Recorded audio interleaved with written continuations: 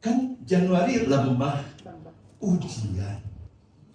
Februari udah naik tuh lembah pujian. Maretnya lembah pemurnian. Adakah kita masih jernih? Atau menuju naik ke atas? Kalau misalnya kita masih ada di lembah, saya percaya proses Tuhan tidak sia-sia.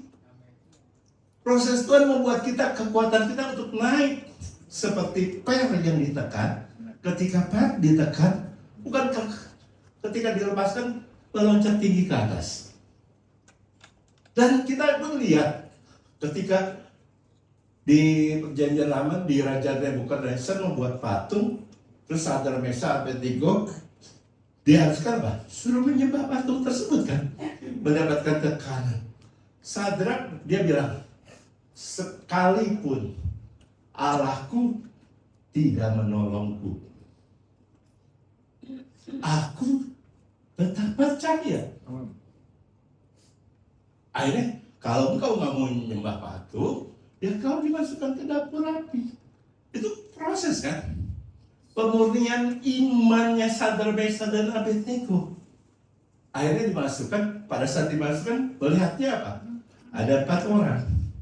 Setelah itu keluar Raja Nebukadnezar yang tadinya bilang Sadrak Mesak, langsung diketika, hai hamba Allah yang diurapi Tuhan. Marilah kita semua jangan menyembah patung, menyembah Allahnya Sadrak Mesak Abednego, Allah Abraham, Ishak, dan Yakub. Allah itu Tuhan Yesus Kristus sendiri. Bila Bapak Ibu sadar masih dalam proses di lembah, meskipun Tuhan tidak pernah menolong, meskipun doa kita tidak pernah dijawab, namun kita tetap percaya dan setia bahwa Allah yang kita sembah itu Tuhan Yesus Kristus tidak pernah meninggalkan kita. Temanya luar biasa.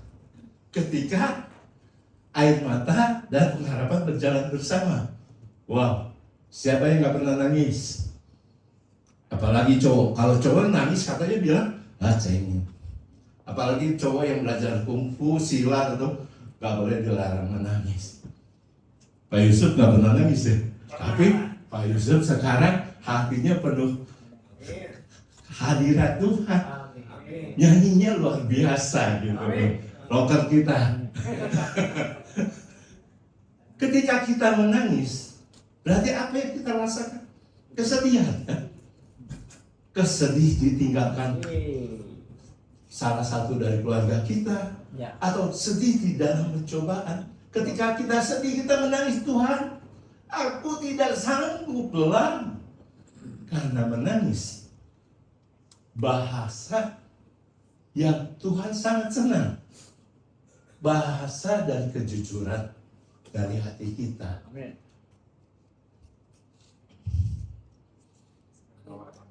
Bawa ya.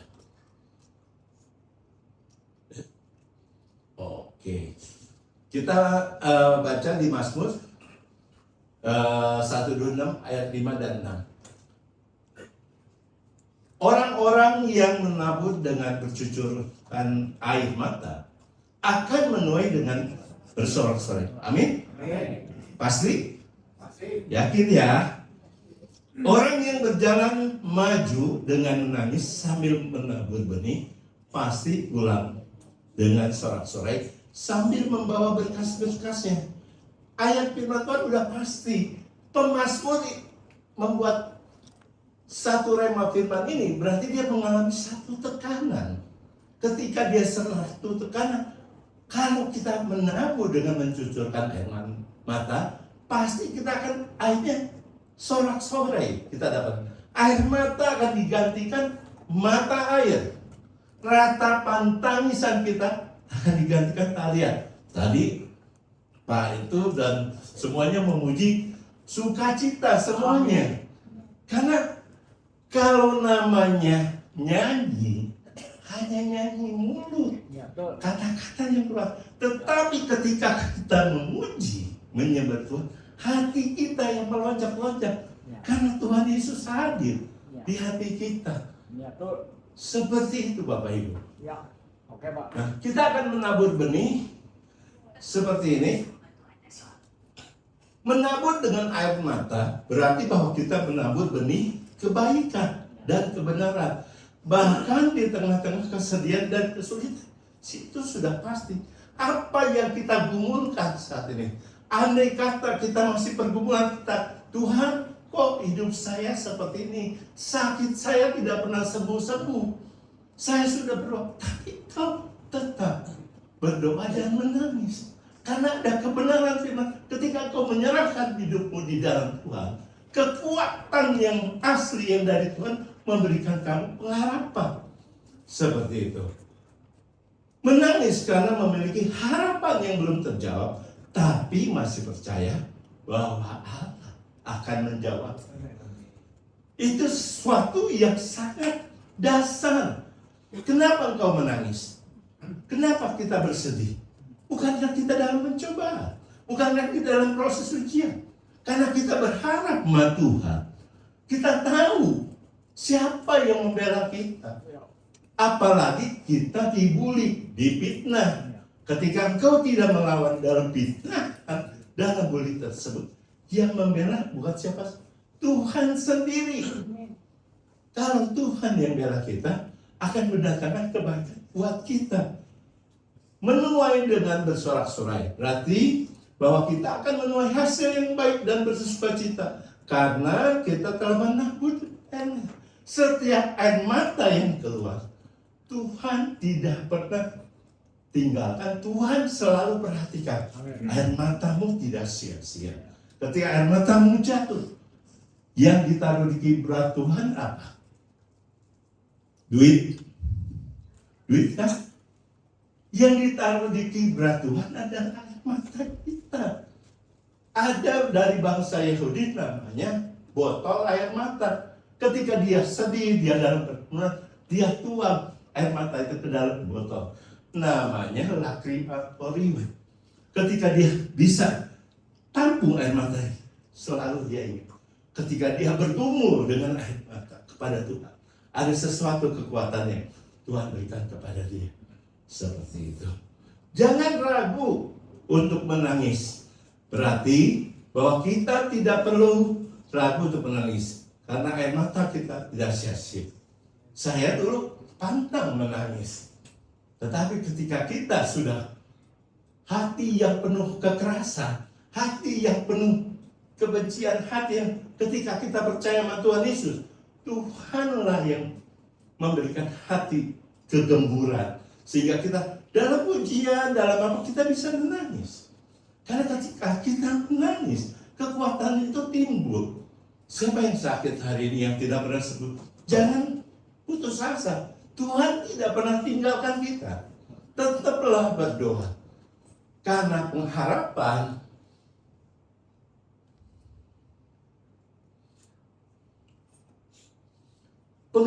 melambangkan optimisme, kepercayaan dan keyakinan bahwa ada masa depan yang lebih baik. Amin. Karena pengharapan berarti kita berjalan maju juga. Berjalan maju dong. Karena kita berharap sesuatu yang di depan, yang Tuhan telah janjikan. Janji Tuhan iya dan amin. Ada 7.000 janji pada kita. Bagaimana kita hidup di dalam firman, melakukan kehendaknya, maka janjinya akan tergenapi. Harapan adalah kekuatan, berarti bahwa harapan dapat menjadi kekuatan yang mendorong kita untuk terus maju. Contoh, sambil ada kita misalnya kerja di sekuler, ada target dong ya. Ketika kita mencapai target, ada sesuatu bonus. Berarti harapan kan? Berarti kita harus mengejar tujuan hidup tersebut kan? Bagaimana kalau kita di dalam Tuhan?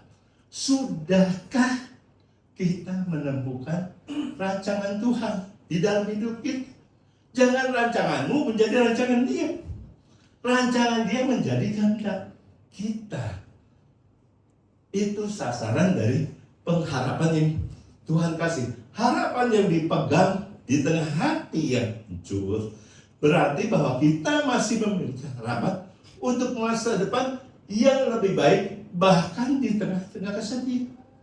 Bapak Ibu, di dalam pergumulan, dalam kesusahan, dalam kesulitan ekonomi, ketika engkau berdoa dan menangis dan berharap kepada Tuhan, Tuhan, hari ini aku begitu capek, hari ini aku begitu lelah, rasanya aku sanggup. Ketika engkau setelah berdoa, kamu tidur, besoknya kamu segar. Siapa itu? Tuhan kan? Kenapa kau masih segar? Berarti ada pengharapan kau di dalam kau tidak sia-sia. Karena hidup ini simple, Bapak Ibu. Hari ini, betul? Bagaimana hari ini kita bisa memaksimalkan, menyenangkan hati Tuhan dalam kehidupan kita, pelayanan kita, pekerjaan kita, atau bisnis kita. Kemarin, adakah kesalahan dalam hidup kita? Kalau terjadi kesalahan, terjadi dosa, ya minta ampun. Kita koreksi hidup kita untuk berjalan bersama Tuhan. Besok, apakah Bapak Ibu masih hidup? Yakin? Tetapi kan kita punya pengharapan. Pengharapan adalah sauh yang terdalam di dalam hidup. Ibarat kapal di tengah laut. Ketika badai datang, apa yang kapal turunkan? Sauh. Jangan itu turun ke dasar laut untuk tidak bisa kapal itu terlebuh atau tenggelam. Karena pengharapan kita adalah Tuhan Yesus. Kalau Tuhan Yesus berjalan bersama kita, siapa lawan kita? Makanya kita harus bersandar kepada sauh yang terdalam. Siapa? Yesus Kristus. Poin pertama, maka saya bacakan, air mata bukan tanda kegagalan. Sudah pasti air mata melambangkan pengharapan dan terobosan yang baru. Yohanes 11 ayat 17, 35 dan 33.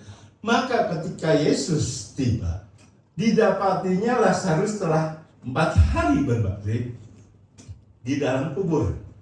Maka menangislah Yesus. Dan sesudah berkata demikian, berserulah ia dengan suara keras, Lazarus, marilah keluar. Kita tahu perikop ini, ketika ada Yesus, ketika itu ada seorang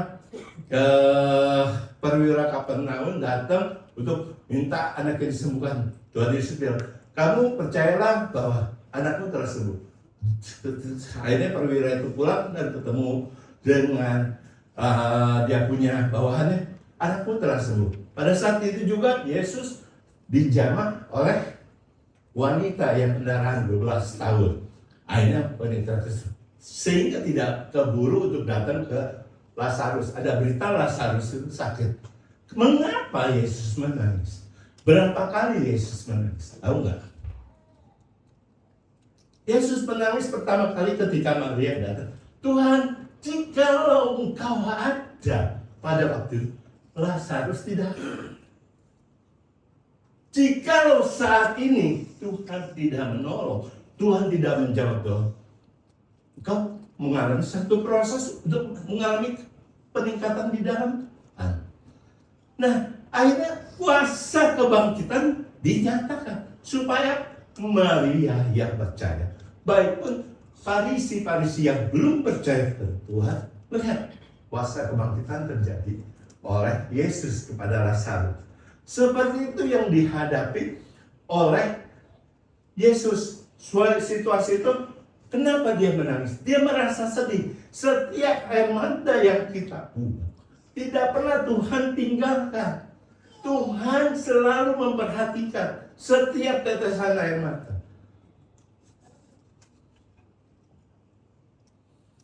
Air mata melambangkan kesedihan, kesulitan, dan tantangan hidup.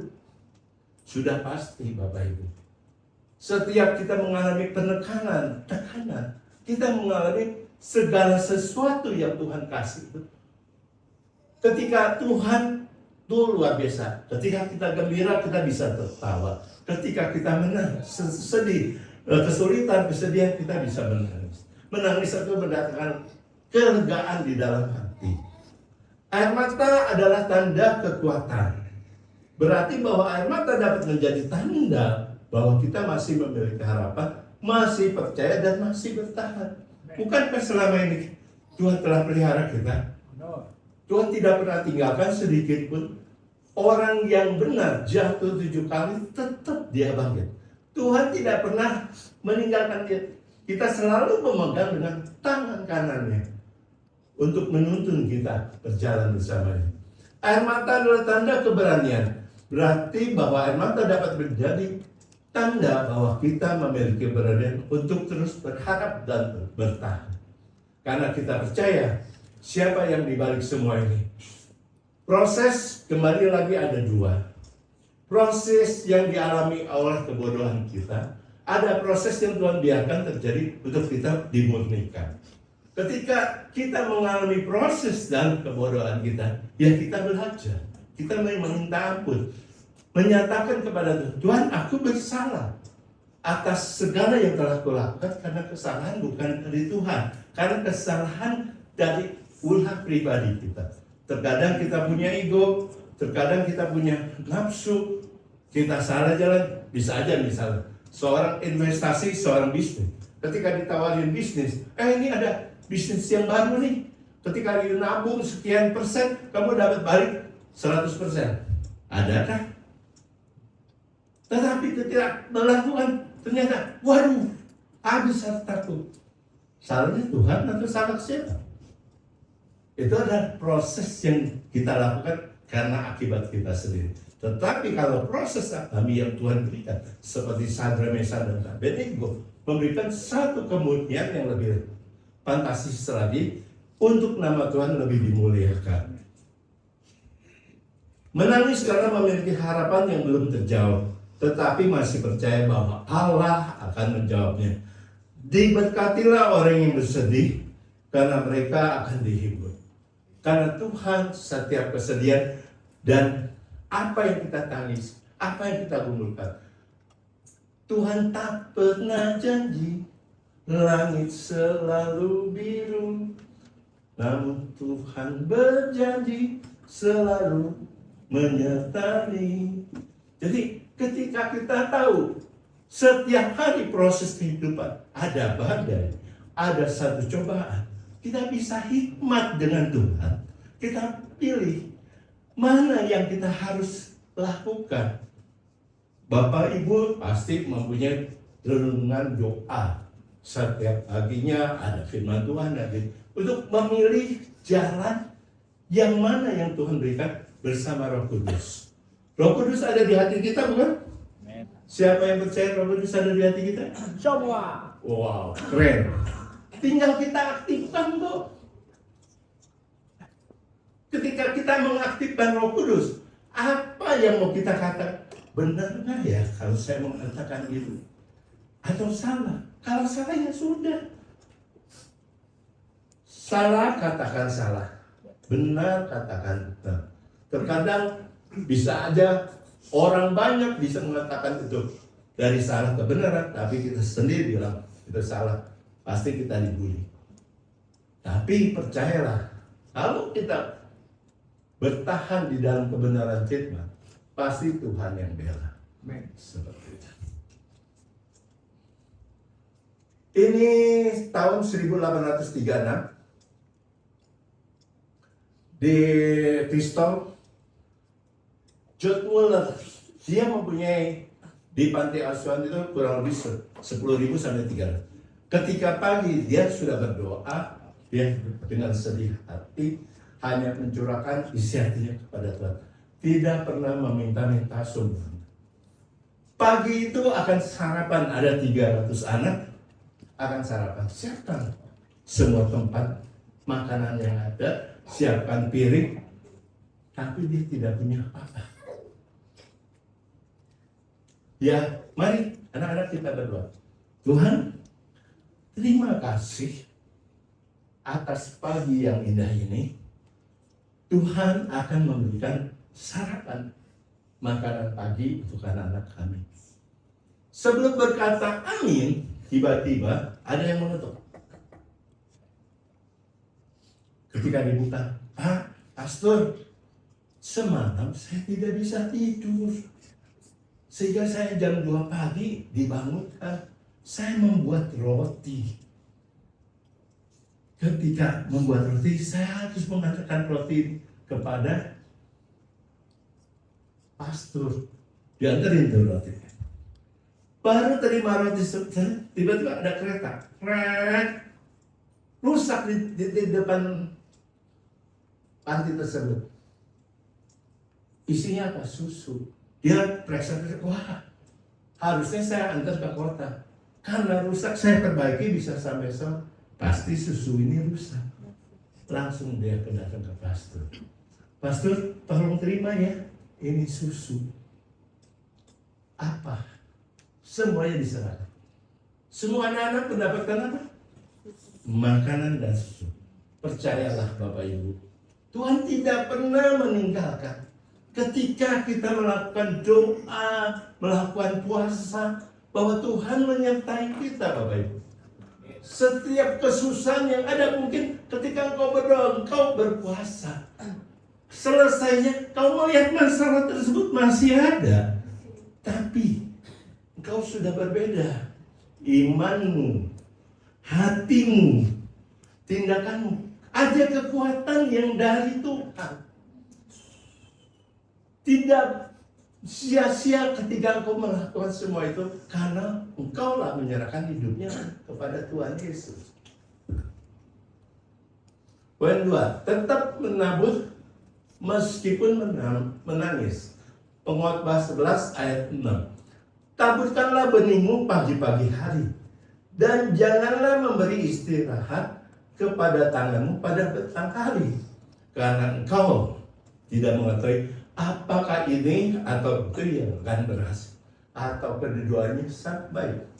Kita tahu contoh petani ketika dia menabur, bukankah pagi-pagi membaca dan menabur? Mungkin ketika menabur membaca, peluh keluar dari tubuhnya, peluh kesah. Mungkin dia kalau jalan serta Yesus dengan sukacita, dia menabur. Seperti itu. Ketika dia menabur, pasti sudah selesai, siang hari dia istirahat. Apa dia tahu? Benih itu akan tumbuh. Atau kita, ketika engkau mengalami satu proses kehidupan, Tuhan bawa kamu sampai ke dalam, ke tanah yang terdalam. Kamu diproses, Tuhan gelap sekali di dalam, tidak ada kehidupan. Tetapi ketika engkau di dalam tersebut menyerahkan, kamu mendapatkan nutrisi yang baik. Firman Tuhan, bersekutu dengan Tuhan, kau mendapatkan satu kekuatan yang luar biasa. Tuhan menyertai kita. Seperti itu. Makanya dalam hidup tidak selalu berada dalam musim yang mudah. Ada masa di mana kita harus tetap melangkah, bekerja, melayani, bahkan memberi di tengah hati yang sedang terluka. Ketika pelayanan kita tidak dihargai, ketika bisnis kita ada orang yang membuat kita dibully, direcehkan, pasti Tuhan akan bela. Ketika kau menyerahkan semuanya kepada Tuhan, apakah masih perlu menabur ketika hati sedang menangis? Firman Tuhan menjawab, ya. Tetap menabur, tetap bergerak, tetap berkarya. Karena semua yang kita serahkan, kita menyerahkan kepada Tuhan. Kita hanya seorang pengelola. Ketika kita menyerahkan kepada Tuhan, semuanya akan mendapatkan terobosan. Tidak semua taburan langsung terlihat hasilnya. Tidak semua usaha langsung berbuah. Tetapi Tuhan melihat setiap benih. Tuhan mengingat setiap mata. Seringkali benih yang ditabur dengan air mata justru menghasilkan tuaian yang paling dalam. Nasihat kan? Ketika kita diproses di dalam tanamnya Tuhan, kita mendapat terobosan yang sangat baru. Tuhan menilai kesetiaan bukan sekedar keberhasilan. Lakukan bagian kita, biarkan Tuhan yang mengurus hasilnya. Karena Tuhan tidak melihat rupa kita. Tuhan melihat hati kita ketika melakukan berjalan bersama Tuhan. Poin ketiga, ada tuayan setelah air mata, Yesaya 61 ayat 3, untuk mengaruniakan kepada mereka perhiasan kepala ganti abu, minyak untuk pesta ganti kabut, nyanyian pujian-pujian ganti semangat ya Buddha, supaya orang menyebut mereka pohon bangkit kebenaran, tanaman Tuhan untuk memperlihatkan keagungannya. Yang dimaksud di sini ketika kita lihat Esther pada saat mengalami satu Raja Ahasiweros itu mengangkat Esther sebagai ratu, datang Mordekai aman bahwa bangsa Israel ini akan dibasmi habis, dibunuh. Akhirnya Esther mengangkat dari pakaian yang bagus itu, dia ganti menjadi abu tersebut tuh untuk apa? Dengan berpuasa selama 3 hari. Ketika dia melakukan puasa, Tuhan membalikkan keadaan dari abu menjadi pakaian pesta. Dari tanaman Tuhan terbantin adalah memberikan umat Tuhan yang diberikan fondasi kekuatan iman menjadi tanaman Tuhan. Yang digantung siapa ya? Haman yang mendapat digantung. Nah seperti itu. Dan Tuhan pun memberikan di sini ayat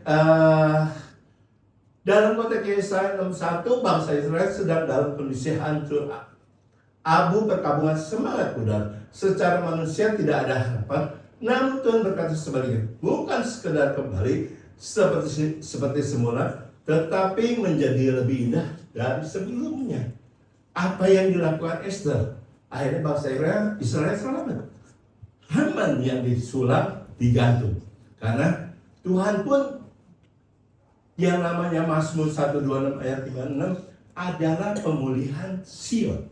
Dari kota pemulihan bangsa Israel secara fisik adalah Nabi Nehemia. Air mata adalah bagian dari musim, tuayan adalah hasil dari kesetiaan. Dalam musim itu air mata bahkan ada cerita, karena dalam Tuhan selalu ada tuayan yang menanti Tuhan sedang menukar kesedihan dengan sukacita. Nehemia mendapatkan satu rema. Akhirnya dia bicara kepada Raja Persia, itu Raja Iran saat ini. Iran dulu bisa berdamai dengan Israel, sekarang ini Iran kita tahu sendiri sedang berperang. Akhirnya diberikan izin Nehemia itu dari juru minum untuk pulang ke Israel untuk membangun apa? Tembok Israel. Dari seorang juru minum jadi arsitek, jadi strategi ahli perang. Ada yang membangun, ada yang membatasi, yang menjaga. Kalau tidak dibangun, bagaimana bangsa Israel tercerai berai? Rema dari Nehemia seperti Raja Persia itu Asakasta memberikan surat. Ketika Nehemia pulang, semua wilayah yang dilewatinya mendapatkan support dan izin tidak digantung. Nah, seringkali kita langsung dari luka menjadi sukacita. Tapi Tuhan membawa kita melalui proses menuju pemulihan. Lalu kemuliaan Mazmur 30 ayat 6. Pada waktu petang datanglah tangisan, pada pagi terdengar sorak-sorai. Sebentar lagi kita akan mengalami kuasa kebangkitan dari Paskah. Bapak Ibu PL bisa maju. Bapak Ibu yang saat ini dalam mengalami kesulitan, dalam mengalami percobaan, percayalah, tidak akan pencobaan itu akan tidak selamanya. Ada satu proses yang Tuhan berikan ketika engkau setia. Kau diberikan satu kekuatan, karena setiap apa yang kau serahkan kepada Tuhan, air mata dan pengharapan akan berjalan bersama, memberikan satu terobosan yang baru, karena Tuhan selalu menyertai. Poin dari tema khotbah ini, pertama, air mata bukan tanda kegagalan. Terus air mata